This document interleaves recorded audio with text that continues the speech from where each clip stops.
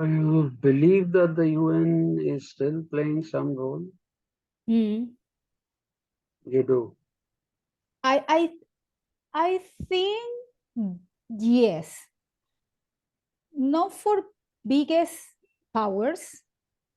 For the biggest powers is only another another point. But for small countries, I think that UN is very necessary. Is very necessary. But they need. I mean, UN needs a reform. It's imperative a reform because the world change, the institution, the institutionality of international relations has changed. There are another actors, so UN needs to like reboost and be more consequent with the context, not so bureaucracy. But I know that going to still the bureaucracy, but it's something like this, no? But I think it's useful.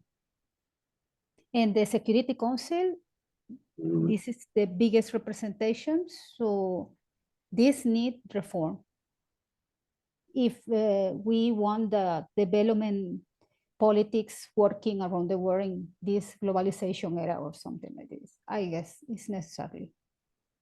You already have hegemons who have made the UN a non-virile body, and it has been completely neutered. What did you see as the role of the UN in this war game between Russia and America being played out in Ukraine? Because I hear arguments from both sides.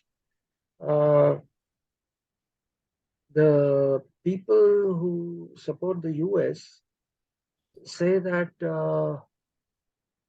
Russia has not respected the sovereignty of Ukraine. Ukraine.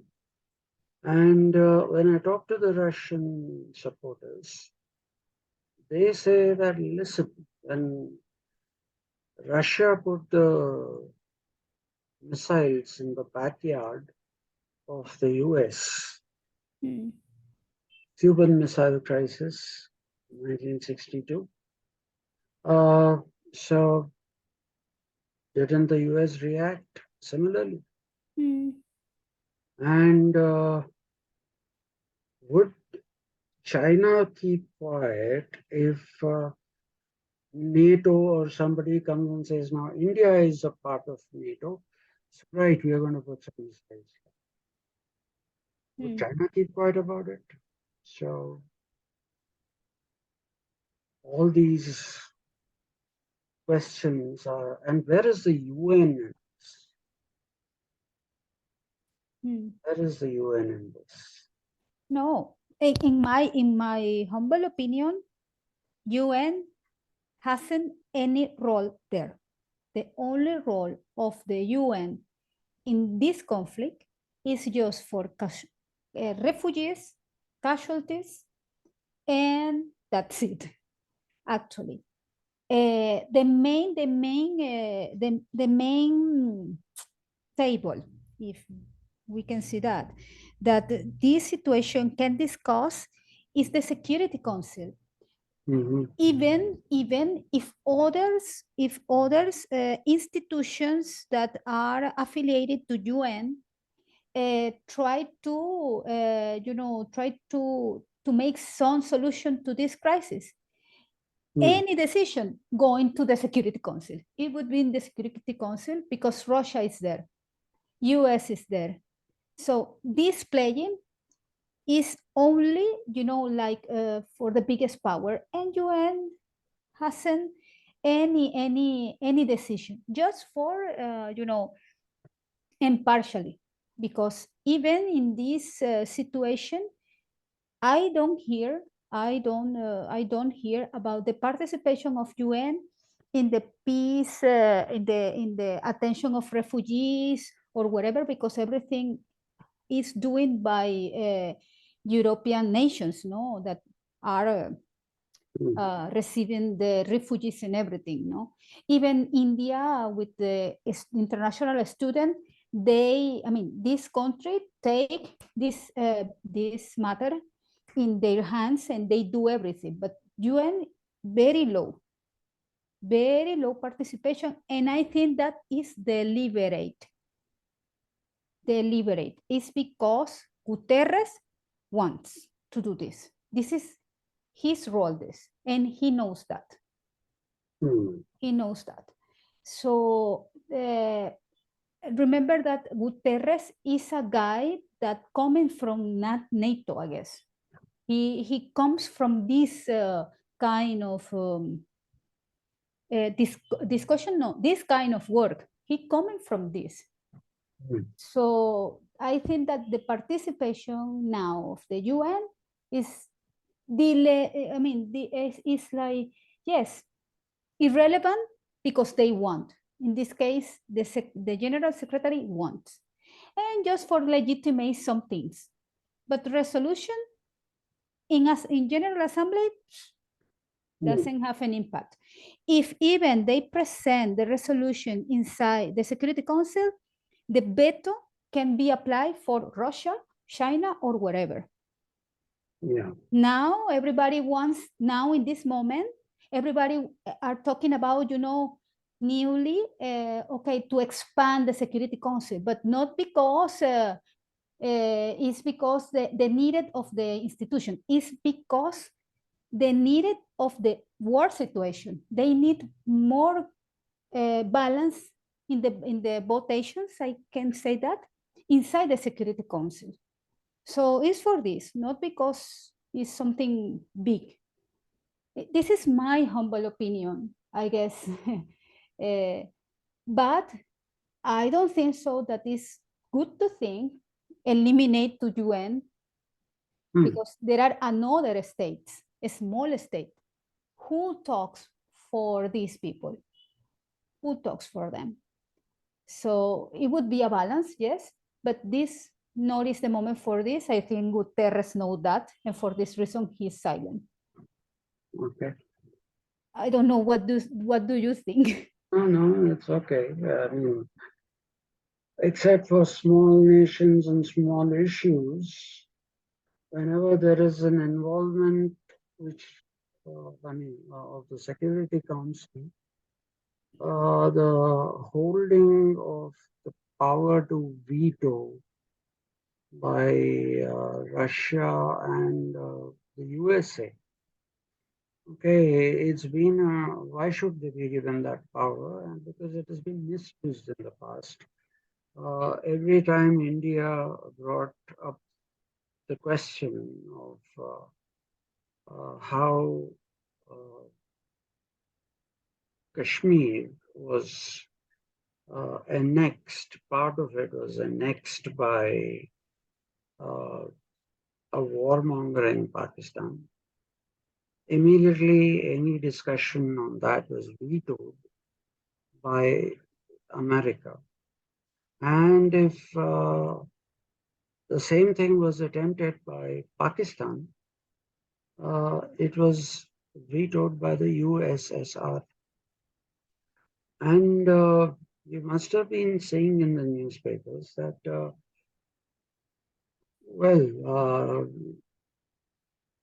while we have not condemned Russia, they have just kept quiet. And when Jaishankar, our foreign minister, was asked, what would you do if China does what Russia is doing to Ukraine? He said, why do you keep talking about this Eurocentric world? He said, the world is no longer Eurocentric. It's not. India and China are very different entities. There may be tensions, there may not be tensions, but both countries have the capacity to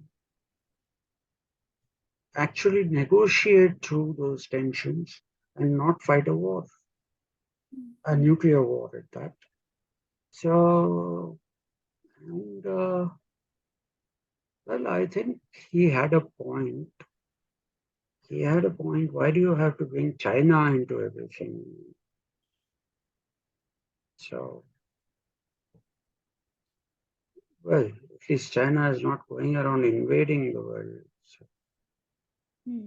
China doesn't have some alliance called Cheeto or something, and they go and set up their military base in some country, which is the neighbor of one of their enemies, and it doesn't actually go and do that. This warmongering is very much European. It's a European thing, and the kind of bloody wars that have been fought uh, in the last 2, 3 centuries, they've all been in Europe. They've all been in Europe, and once America came into being, they also started starting with the First World War. You had America also getting into the act. But America has always been nothing but an extension of Europe, because the population that you're seeing in America is not a native population. The native population are called the American Indians. And poor fellows now, they have a big identity crisis with Indians going there to America and calling themselves Indian Americans. So you have American Indians and you have Indian Americans. I do agree there is a bit of confusion there, but otherwise, America is what? An extension of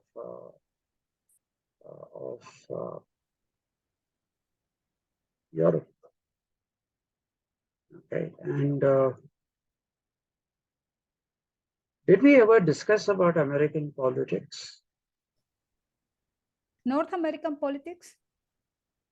No? North American politics? North American politics, yes. I'm not so wonderfully conversant with South American politics because not everybody I meet is a Venezuelan. Did we discuss North America? Oh. The United States of America? Okay. We did? I did no in the exam no in the exam Yeah. Here okay, it's okay, I think no problem. Sharath, shall we, because we took off on Yes, this, sir. so shall we just go into a little bit of American politics? Sure, Not sir. across the globe. America in America. American politics in America. So, okay, let me ask you a question. Is America a democracy? Depends. Depends on? Depends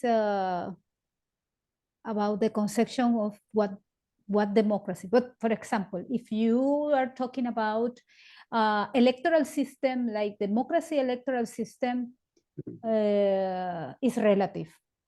Is relative because you don't have direct quotation there. The second grade, I mean, the election in US is second grade. There are a college for this, but all the people not give.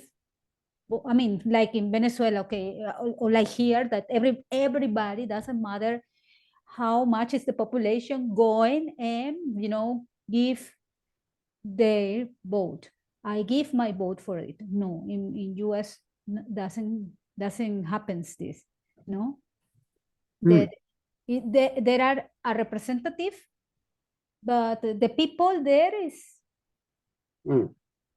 is like invisible, something like this, because there are college, especially for it. How But many people are there in the Electoral College? huh? How many people are there in the Electoral College of America? I understand that depends of each state. Depends. I mean, the numbers of members of the college depends of the state, I guess. For example, notice the same numbers in Florida than in Utah or in California or something like this. I think it's that.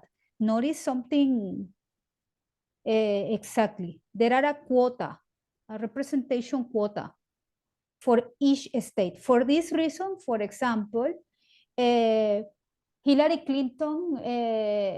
Clinton gets a lot of votes. I don't know in California, New York, wherever. But this college not is enough like Florida, for example. I think it's something like this. There are some kind of yes, some kind of balance of this about it. Yes. Well, the population that you're talking about and the representation as per population is not for the election of the president. What you're talking about is mainly something which is about the people, what they call the popular vote. There is a popular vote in America. I don't know if you're familiar with what happened in the year 2000 with between Al Gore, who was the Democrat candidate, and George W. Bush, the Republican candidate. Do you know what happened?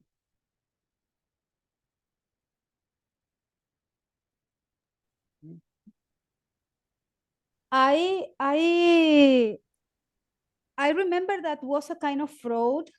Was a kind of fraud because even the result of that election, I mean, given after I don't know how many times or something like this. I'm not. I don't have clear about what this, but I know that was a fraud.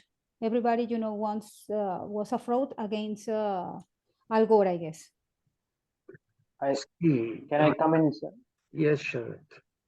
I think it went to the court. I think the election to Florida, I believe it went to the Democrat first. It was announced that it was him who wins that state, but someone went to court because the margin was so small and it had to be overturned. And within 10,000 votes or something, George Bush won the state and he ended up winning the presidentship, even though he didn't get the popular vote.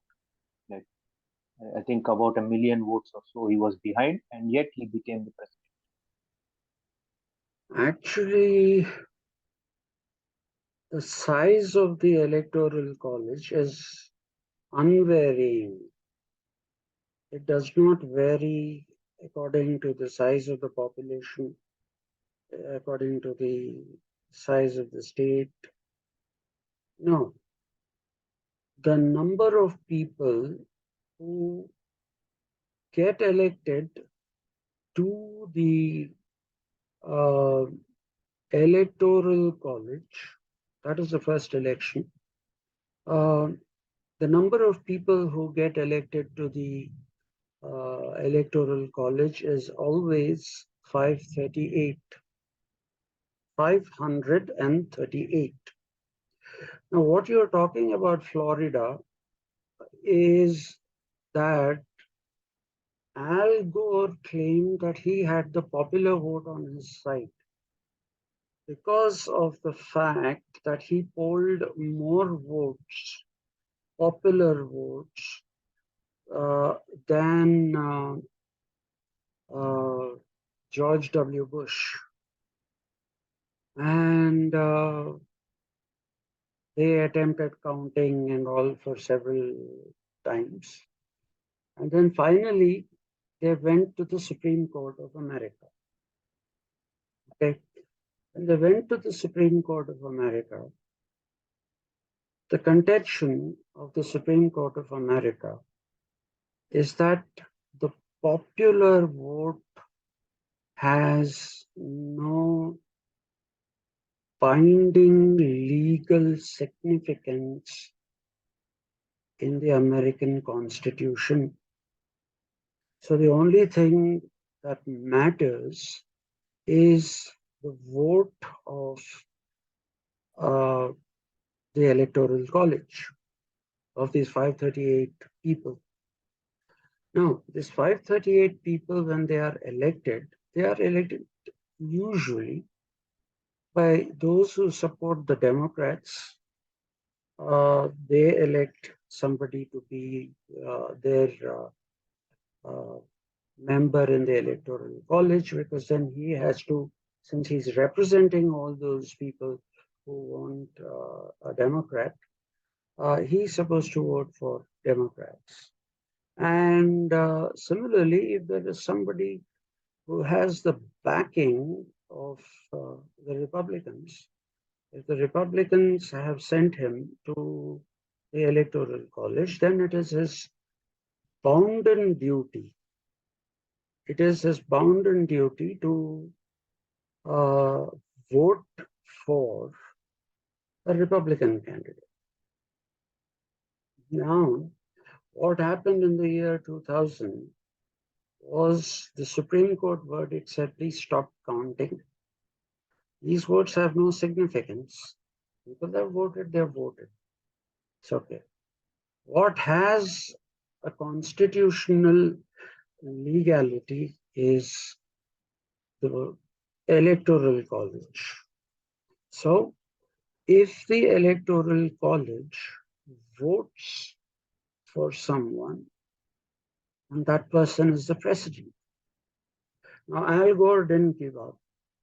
Al Gore said, but the popular vote to send representatives to the Electoral College was also on my side. More people sent those who said they'll vote for a Democrat president. So he said, even if you look at it that way, this is reneging on the promise made by the Electoral College members to those who sent them into the Electoral College in the first place. So they have violated the belief of the people. Okay, so the Supreme Court again went through the Constitution and said, sorry, there is no mention of the members of the Electoral College being bound to the people who have elected them to go to the Electoral College. He said there's nothing in the Constitution that says if more people supporting the Democrats elected somebody, then it's that person should vote Democrats. More persons sent a Republican to the Electoral College, and he should vote Republican. This isn't there anywhere in the Constitution. So they said the only election that matters ultimately is the Electoral College vote, okay, which was narrowly won by George Bush. I think it was ultimately 5 votes or 6 votes, and even to get those 5, 6 count, it took them some 30 attempts.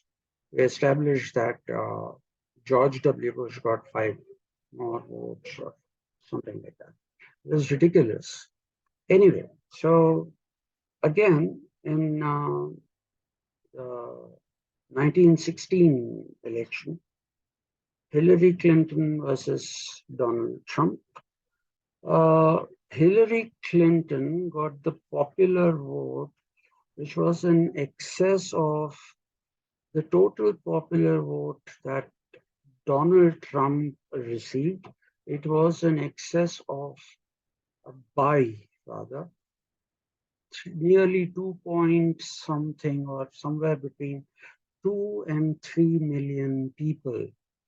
The popular vote was that an overwhelming 2-3 million people actually wanted Hillary Clinton, but they got Donald Trump. And why did they get Donald Trump? That is because these people who went to the Electoral College were again pro-Republican. Any reason, why this happens? The reason why this happens is because if you look, though people say GOP, Grand Old Party, about the Republican Party, okay, or people talk about a Democratic Party. What you actually see is that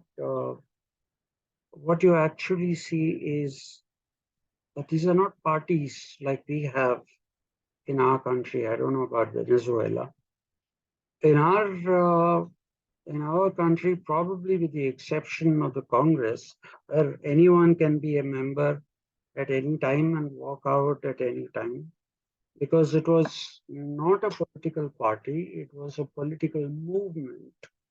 And Mahatma Gandhi had said that after the attainment of independence, please wind up the Congress party, because it was created with the intention of getting India independence, not to fight elections in independent India.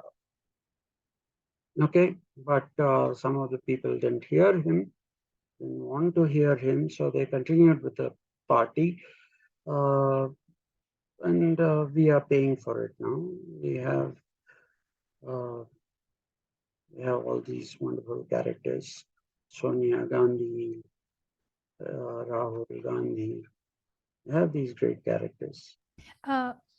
Sorry, Professor, for stop you, but I now that you mentioned the electoral system here in India, I have a question.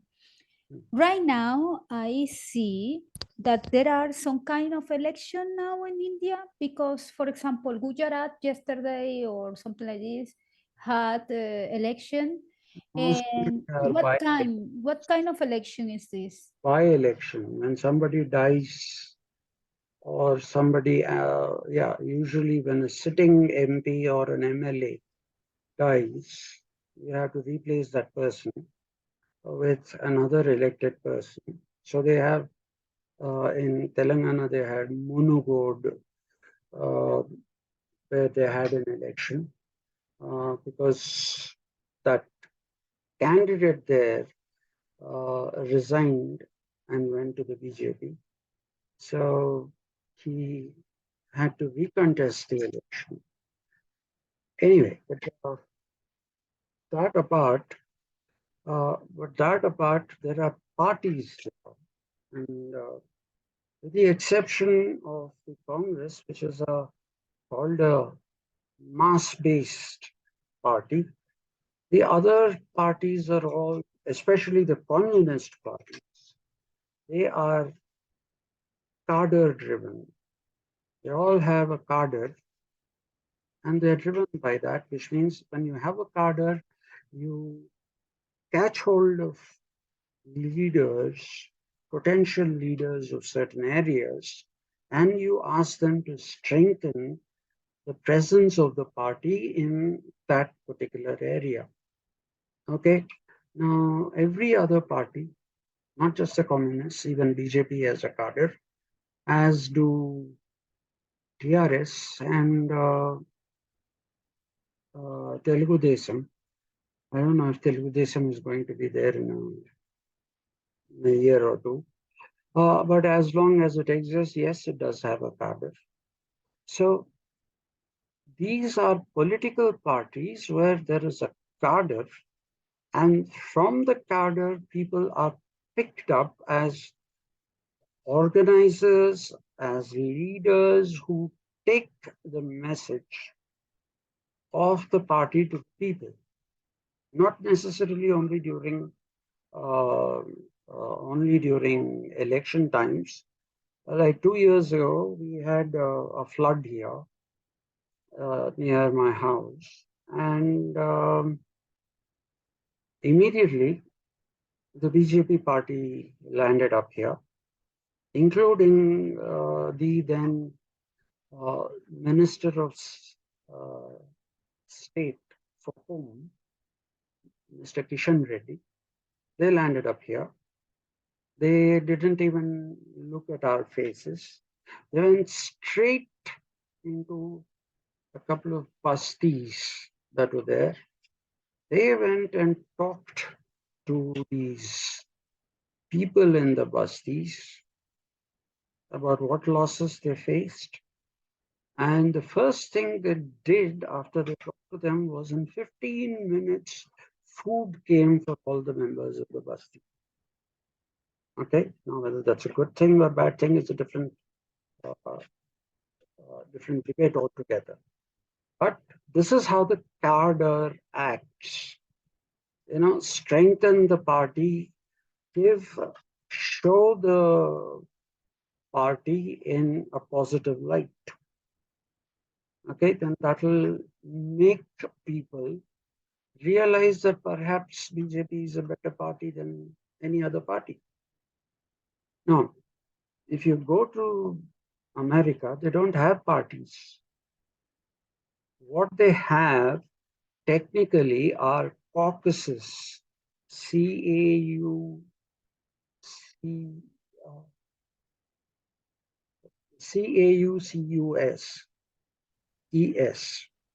okay, caucuses. A caucus is actually a group of people in control of something. Okay, so those who are the caucus of the Republican Party, the so-called Republican Party, are actually the few people who control everything in the Republican camp. Similarly, you have caucus who support Democrats, and they do exactly what these people do, which is they try to, win over people for the sake of that useless, popular vote, to give the people an impression that they matter. To do that, they say, okay, let's canvass among them. Now, you were talking about the primaries, I think, when you said the primaries are not held in front of any party membership. The primaries are held in front of the caucuses. I don't know if you know this, but Donald Trump had nothing to do with the Republicans before he went and offered himself as the presidential candidate for the Democrats, for the Republicans. He had nothing to do with the Republicans. Okay, out here you have to work through the cadre of the party to rise up, unless, of course, you're the son of a leader, in which case you don't need to work. So, what there, if you satisfy a caucus, tell the caucus, listen, these are my ideas, this is what I would implement, and this is what I will do for the Republicans, then there is a vote taken at the caucus.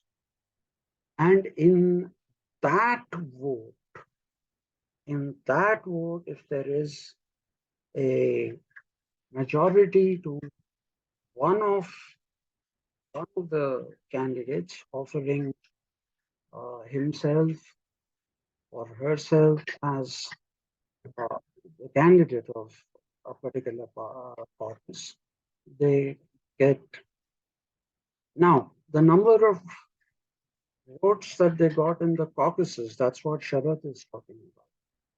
In the caucuses, Gore got more votes than Bush. So that is also a popular vote, because in the caucus matters. And what the Supreme Court said, nothing doing. Now, the same thing happened in 2016, like I said, when Hillary Clinton won by more than a margin of anywhere between 2 to 3 million people. She polled more votes. And when the result of the election came up as Donald Trump is the president, there was already the court judgment in the case of Al Gore and George W. Bush, which is a very similar case. So Hillary Clinton didn't even bother to go to court because she knew she would lose. They had set a precedent that only the votes of the Electoral College matters. Anything before that doesn't matter. Okay, so American precedent, supposedly the second largest democracy in the world, is elected by 538 people. That number is less than the population of villages in India. Okay, so 538 people elect the president. As if that's not enough, here, in order to become a minister, you have to be elected either to the Lok Sabha, if it is the central government, or the Legislative Assembly, if it is the state. Or if you can't get elected there, you can get elected through the Rajya Sabha or through the legislative councils of the different states. And then you can become a minister. Now, just look at this. The ministers, or the equivalents of ministers in America, are secretaries, because Americans don't want to bring God into anything. They don't want to bring religion into anything. And if you look at all these words, ministries, if you look at the idea of even the idea of a university and college, all of these things come from Christianity. Now, the Americans wanted to show the world that they are above religion. That is their idea of secularism. Okay, so unless you are two very, very close friends and there is no third person there, you don't even say Merry Christmas. You say Happy Holidays. Okay, that is the extent of what they say is there should be no God in the public domain. And the only place where God is mentioned is on the dollar bill, which says, "In God we trust." Otherwise, in any official document, there is no reference to God or to religion or anything. Does that mean that these people are secular? Why does the Republican Party always get its vote from the Bible Belt? The conservative people of America who live in the Bible Belt always vote Republicans for the Electoral College also. And those who go from those Bible Belt states, if they dare to go back to that town or city from where they come, then they jolly well vote Republican. And you say there's no religion, it's secular. At least we say our idea of secularism is equality of status to all religions. No one religion gets precedence or more importance than other religions. At least that's what our secularism is. Now, when you take ministers, yeah, they are elected. But in America, the president can choose anybody of his choice, and call him secretary of so and so. Okay, and very interestingly, from 1968 onwards, the Secretary of State for Finance has always been a candidate who has been pushed into that post by the Goldman Sachs Bank. The president can be from Democrat or Republican lineage, but the secretary, if from 1968, is always Goldman Sachs. And most of the elections are decided in America. A candidate cannot spend more than 5,000 rupees for the entire election campaign. Now, would that be sufficient for him? It won't be. So what happens? Corporates get behind candidates. Corporates do advertising on TV. They show their product and then they say, look, if you want this kind of a thing to go on, when Obamacare was there, then they used to show Obama and say, if you vote Obama, you'll get this care, free of cost. So corporations basically support candidates.